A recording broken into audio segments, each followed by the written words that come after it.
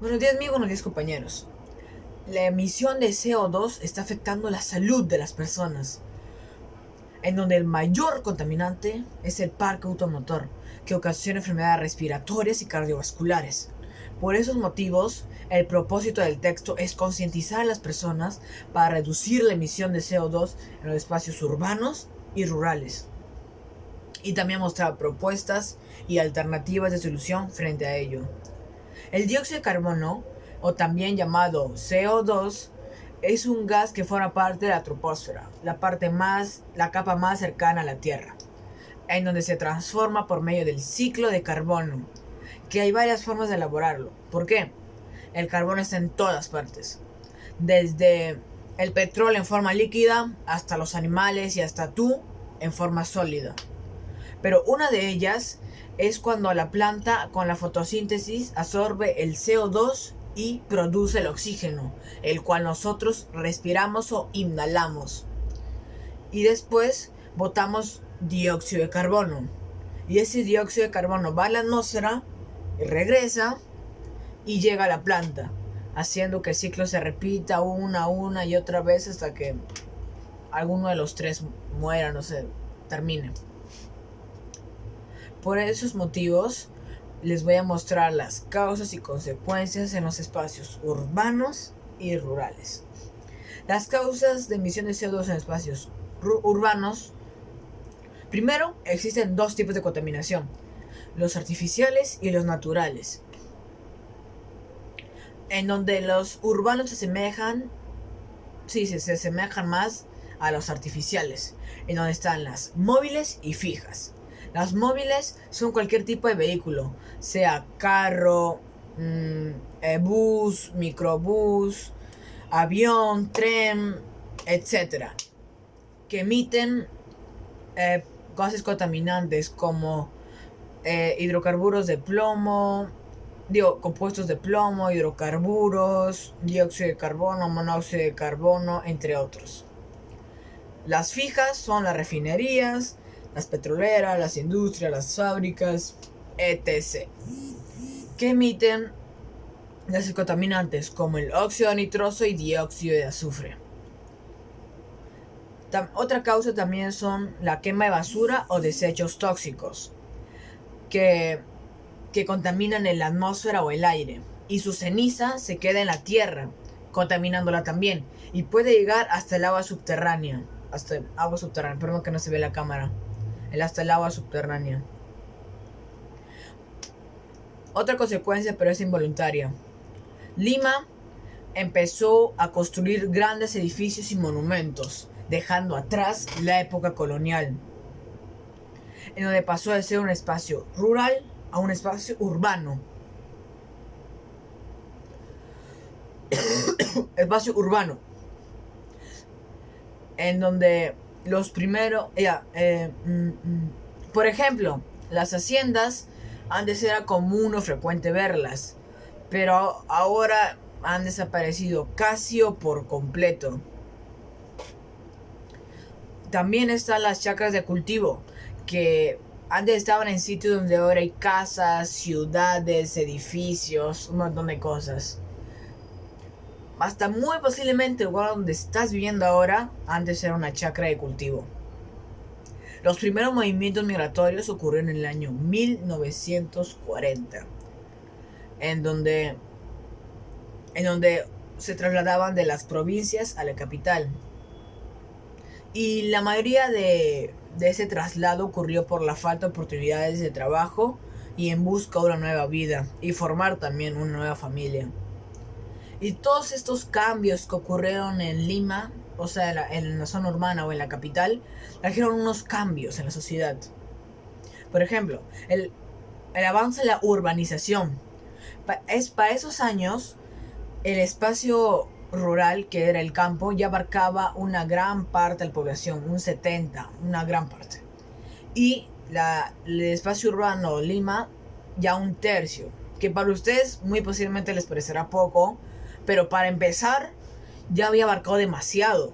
Ese crecimiento era demasiado acelerado. Lima ya tenía aproximadamente unas 540,000 personas, pues entonces. En cambio, las ciudades interiores todavía eran pequeñas en cuanto a población.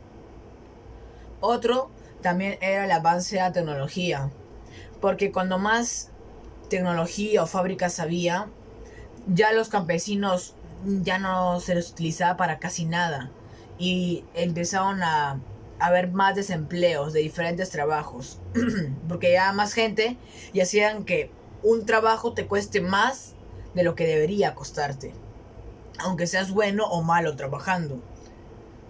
Otro también es las diferencias entre la vida de la ciudad y el campo. Cuando ocurrieron estos cambios, se notaron las diferencias de las actividades entre el espacio urbano y el campo. Y por eso cuando la agricultura cayó en crisis, los agricultores no dudaron ni un segundo en ir al espacio urbano en busca de oportunidad de trabajo o una nueva vida. Las consecuencias de la emisión de CO2 en el espacio urbano son las enfermedades respiratorias, como el asma y la bronquitis. Las enfermedades cardiovasculares, que son problemas cardíacos o al corazón. El cáncer de pulmón, que se forman en las células que recubren los bronquios. Las causas de la emisión de CO2 en los espacios rurales son, primero, ellos son los naturales, que abarcan la actividad volcánica, los incendios forestales y la erosión del suelo. La actividad volcánica es cuando un volcán está activo en erupción, bota su ceniza o magma que contamina el aire o la atmósfera. Los incendios forestales es cuando se quema una parte del bosque, generando óxido nitroso y monóxido de carbono. La erosión del suelo es cuando un suelo se desgasta, en donde pasa de ser fértil a infértil. O sea, de que pasa de que en ese suelo se pueden cosechar cultivos, frutos, no sé, otras cosas más, a no cultivarse nada. Por diferentes factores, que son el sol, porque el calor también la puede condenar a la muerte, el agua, necesidades básicas y vitaminas, y también porque el lugar en donde se plantó no era el adecuado para ella, y también la falta de información de la persona que lo compró, porque no sabía o le faltaba información sobre qué tenía que hacer, porque las plantas son, no diría igual de importantes, pero se les debe cuidar casi como una mascota, porque son igual de seres vivos, aunque mucha gente no piensa lo mismo. Otra causa también es la deforestación, que es la destrucción de los ecosistemas o el hábitat de animales. Y también destruimos y talamos las fuentes de oxígeno o una de las fuentes de oxígeno más importantes que hay, que son los árboles, por la fotosíntesis, que ya sabemos. Las consecuencias en las zonas rurales son las enfermedades respiratorias, igual que en las zonas urbanas, la tuberculosis, que es una bacteria que se trae entre los pulmones, la intoxicación por la insalubridad de agua y por los productos mal cosechados o elaborados, etc.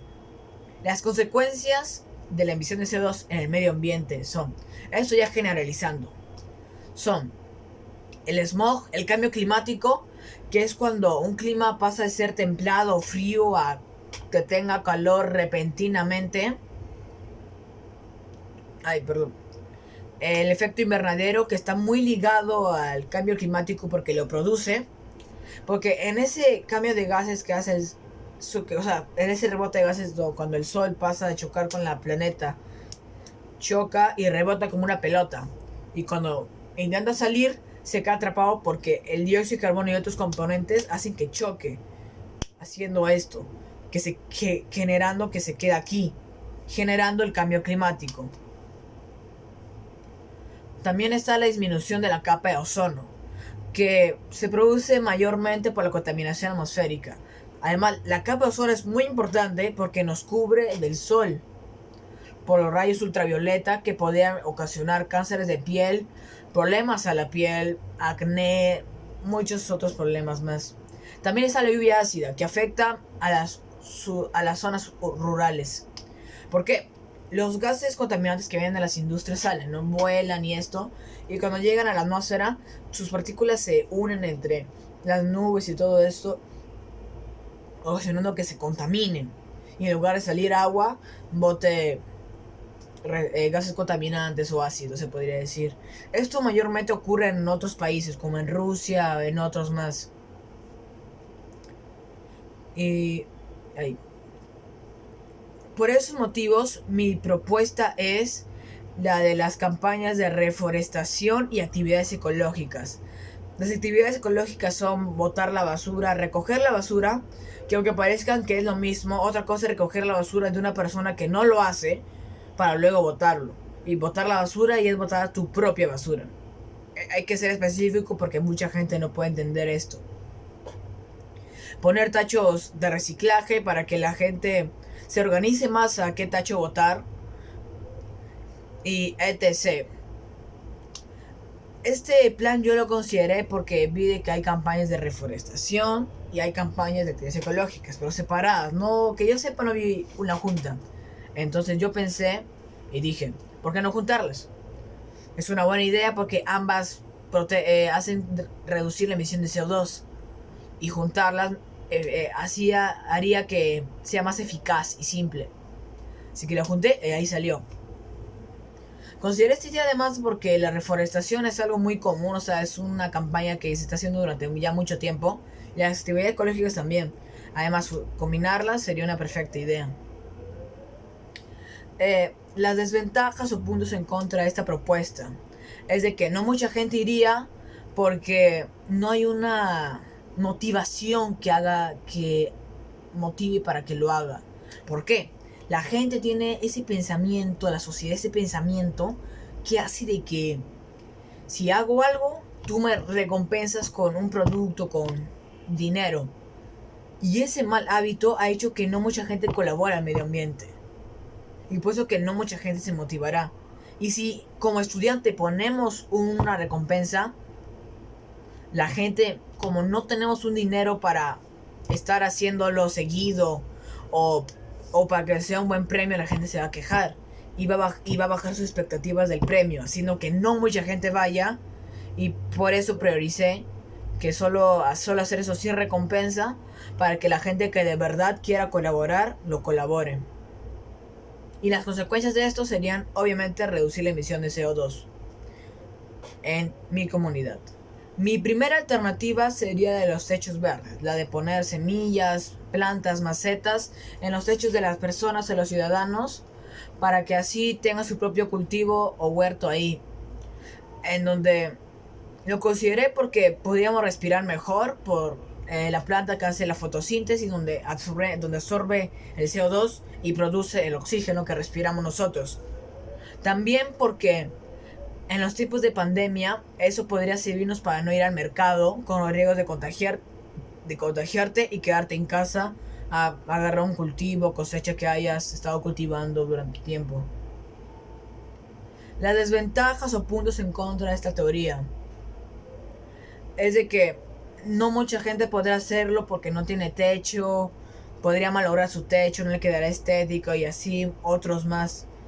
Además de que en unos casos muy posiblemente podría arruinar el techo porque la tierra se queda atrapada en el suelo, haciendo que después de tiempo, 6 meses o un año, se quede feo y se salga del piso, haciendo que se quejen y tendríamos que dar un dinero que en nuestra condición no podremos dar.